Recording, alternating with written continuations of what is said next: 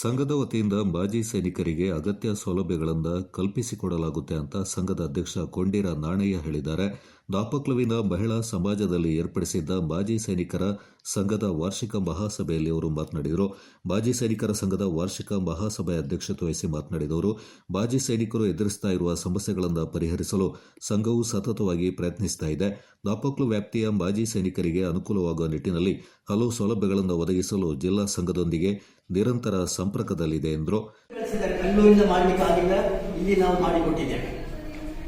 DSED ಬೋರ್ಡಿಂದ ಅಲ್ಲಿ ಆಗಲಿಲ್ಲ, ಇಲ್ಲಿ ಕಳಿಸಿದ್ದಾರೆ. ಏನು ಮಾಡ್ತಾರೆ ನಮ್ಗೆ ಗೊತ್ತಾಗುತ್ತಿಲ್ಲ ಅಂತ ಮಾಡಿ ಕಳಿಸಿಬಿಟ್ಟು ಕಾಪಿ ಎನ್ಕ್ವೈರ್ ಮಾಡಿ ಸರಿ ಆಯ್ತು ಇವಾಗ ಅಂತ ಯಾರಿಗೆ ನಾವು ಗ್ರೌಂಡಿನಲ್ಲಿ ಯಾವುದು ಒಂದು ಕೇಸ್ ಪೆಂಡಿಂಗ್ ಇಲ್ಲ.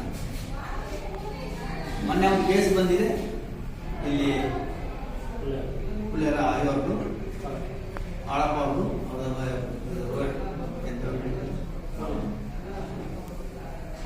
ಪ್ರಿನ್ಸಿಪಲ್ ಆಗಿದ್ದಾರಲ್ಲ, ಫೋನ್ ಮಾಡ್ತೀನಿ ಈಗ ಆಯಿತು ಕೆನರಾ ಬ್ಯಾಂಕ್ಗೆ ಫೋನ್ ಮಾಡಿದ್ರೆ ಬರ್ತಾನೆ, ಮೀಟಿಂಗ್ ಆದಮೇಲೆ ಬರ್ತಾನೆ ಅಂತ. ಇಂಥ ಅನೇಕ ಕೇಸ್ಗಳಿವೆ. ಅವರು ಬಂದಿದ್ದಾರೆ ಈಗ ಇಲ್ಲಿಗೆ ಮೀಟಿಂಗ್. ಅದರಿಂದ ನಾನು ನಿರಂತರವಾಗಿ ಅವರಿಗೆ ಪ್ರಶ್ನೆ ಮಾಡ್ತಾ ಬಂದಿದ್ದೇನೆ. ನಾವು SBI ಬೇಕೇ ಬೇಕು, ಹೇಗೂ ಈ ಮೀಟಿಂಗಲ್ಲಿ ಎಲ್ಲ ಮ್ಯಾನೇಜರ್ ಇವರೆಲ್ಲ ಬಂದಿದ್ರು.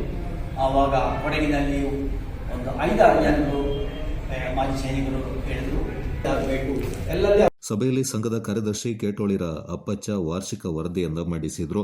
ಹಿರಿಯರಾದ ನಾಯಕಂಡ ಬೋಪಣ್ಣ, ಸಂಘದ ಉಪಾಧ್ಯಕ್ಷ ಅಪ್ಪುಮಣಿಯಂಡ ನಾಣಯ್ಯ, ಖಜಾಂಚಿ ಅಬ್ದುಲ್ ಕರೀಂ, ನಿರ್ದೇಶಕರಾದ ಬಾಳೆಯಡ ಸೋಂಬಯ್ಯ, ಪುಲ್ಲೇರ ಪಳಂಗಪ್ಪ, ಕಂಬೆಯಂಡ ಅಪ್ಪಣ್ಣ ಮತ್ತಿತರ ಪ್ರಮುಖರು ಪಾಲ್ಗೊಂಡಿದ್ದರು. Kodagu channel news, Duggala Sadananda, ದಾಪಕ್ಲು.